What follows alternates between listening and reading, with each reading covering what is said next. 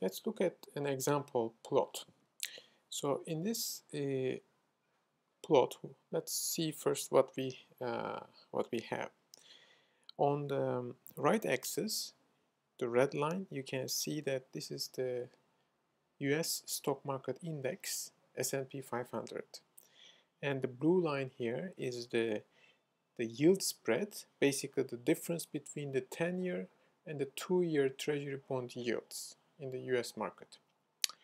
And these vertical lines that you see here are basically corresponding to the interest rate increases of the Federal Reserve.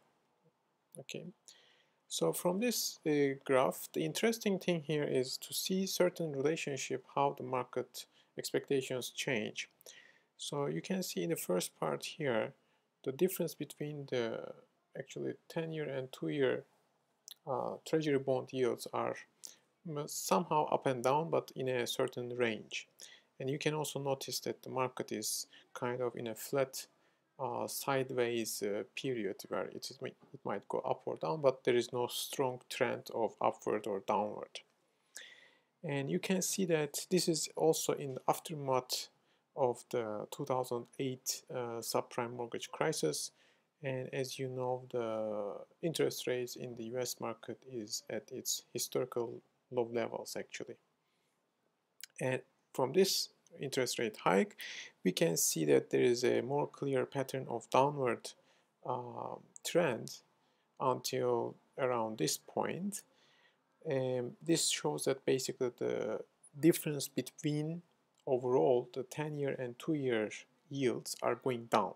So on the whole plot, we can see that actually towards the end of the second half of this plot, we have historically low levels of difference between the 10-year and 2-year spreads, yields basically, sorry.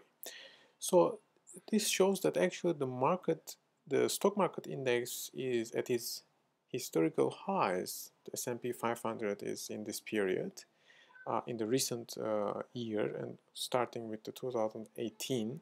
However, in my opinion, as the difference between the 10-year and 2-year treasury bonds goes down, this shows that although the interest rates are, the Federal Reserve is raising the interest rate at these hike points, the problem is still the market is not very confident that the interest rates will continue to go up in the future. So that's why we are seeing historically low levels of the difference between the yields of the long and the short maturity bonds. So actually this reflects a certain level of problem or anxiety in the market. It simply means that although the Fed is raising the rates, it has already raised the interest rates, the benchmark Federal Reserve rates. However, the market still is worried that this might not sustain for a long time.